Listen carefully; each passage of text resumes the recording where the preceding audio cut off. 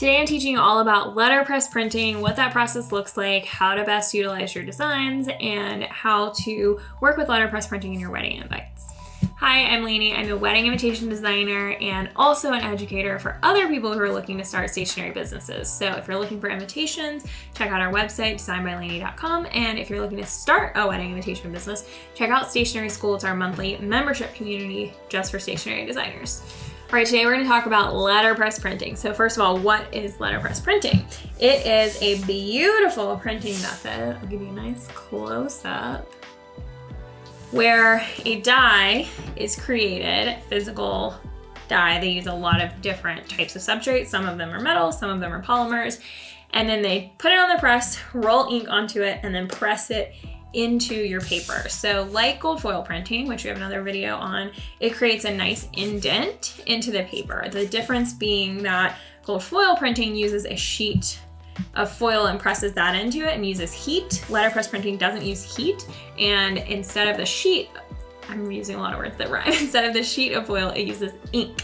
So there's a lot of different things you can do here. There's more customization because you can mix any color of ink you want, but you can't really do like that super shiny look. So if you want something really shiny and metallic, you'll want to go with gold foil stamping. Whereas if you want something a little bit more mute that can be done, like think about with craft paints, if you tried to mix metallic gold, you'd still get kind of like a slightly glittery brown color. That's what letterpress gold ink looks like. But any other color of the rainbow exists pretty much. So if you want to do a neon color, it's a lot harder to find that in foil, but you could find it in letterpress, for instance. So in the past, letterpress is generally known as a traditional, more formal kind of print method, kind of like in this suite, but it actually can be really fun and unique, kind of like this suite, which is orange with a blind impression. A blind impression means that there's no ink applied to the plate. It's just the plate pressed into the paper as is. This is my own wedding invite. And what's cool here is we did this blind impression in the middle, and you can see how it comes through on the back. You've got such a deep impression that it raises the paper on the back, which is really, really cool. Letterpress is just gonna feel luxurious, it's gonna feel expensive, it's going to take a very simple design like this one and turn it into something that feels luxurious and expensive. So what kind of paper do you use for letterpress? Cotton paper is constantly known as the best paper for letterpress, and the thicker the better, because the thicker the paper is, you're gonna get a deeper imprint. So I like to use a double thick cotton paper, which is like this one. We have a whole video on imitation papers you can check out that I'll link for you. It also works really well on handmade paper. Foil stamping works well there too. This is a letterpress menu printed on a beautiful blue handmade paper. Why is letterpress printing so expensive? It's expensive because A, the presses are really old, and B, you have to be able to physically operate them. It's not something where you click print and it's done. Someone has to mix the ink, someone has to make sure it's justified correctly, someone has to physically run all the pieces through the press, dry them, all those kind of things. So it's a much more personalized printing method than digital printing where you just click print and the machine does most of the work for you. There's also this die cost. So in order to create the letterpress design, you have to create a die that the ink is run over and then it's pressed into the paper.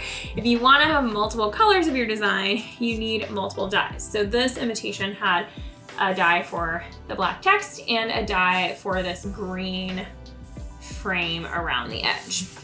So that one had 2 dies and 2 times through the press to get both of those colors on there. So it's a little bit more expensive depending on how many colors you have. If you've seen people doing letterpress that are less expensive, the big thing here is that they're probably reusing dies. So if you have something like save the date in a die, you can use that over and over and over again and then digitally print the names and the personal information that changes by client. So if you've seen like Minted or something, they have letterpress or foil invitations for a lot cheaper, it's because the personalized information is not in the foil or the letterpress. One thing to note is if you're mixing print methods or if you're doing a lot of different colors on letterpress, you'll have to pay attention to registration. That means making sure the design lines up. So for this card, there was a letterpress run for the brown, there's a letterpress run for the red, there's a letterpress run for both colors of green. So this is actually 4 colors and 4 different press runs, and you have to make sure they all match up perfectly so that like the green design is not a couple millimeters to the side and doesn't match up with the whole cactus.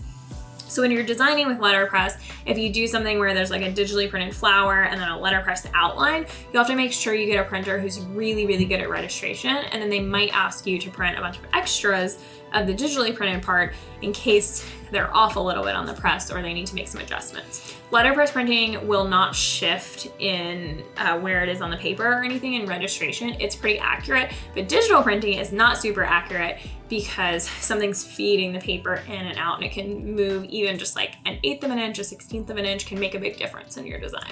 What else might you want to know about letterpress?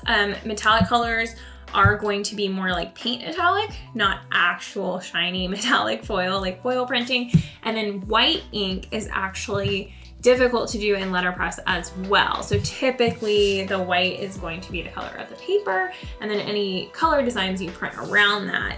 Doing something like this blue menu with a white letterpress ink won't really show up in the same way that painting a white ink won't be super opaque on a dark background. So think of it as kind of like paint that you would get at the store, but even less opaque than that. And in general, designs that have a lot of coverage, like a flood design is what we might call it, are going to be a little bit spottier. I have another example over here. So this purple is not extremely opaque. There is a little bit of spotting within there, which is kind of a nice look. It feels really vintage. It doesn't have like holes where the design is missing, but it's not going to be like fully painted coverage like digital printing or foil printing would necessarily be, just because of the nature of letterpress ink.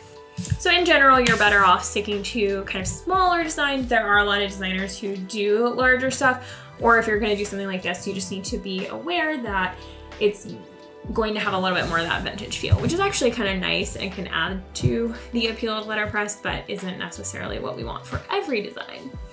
Letterpress printing can be combined with digital printing, gold foil printing, lots of other types of printing, like we kind of talked about earlier, but just make sure you talk to your printer before doing anything, because every printer has different capabilities depending on what type of letterpress printer they have and depending on how experienced they are with different materials. You're gonna have the best luck with cotton paper and, text elements, things like that. They do need to be a certain amount of thickness, but your printer can give you all the specifications for that. And if you're interested in letterpress wedding invitations, please check out designbylaney.com or follow us on Instagram. We've got a ton of examples. And if you're starting your own stationery business, reach out. We've got a ton of resources for you, including our membership for invitation designers, which is called Stationery School. Let me know what questions you have in the comments on this video. I hope you'll check out some other videos on my channel while you're here and give us a subscribe. Thanks, everybody.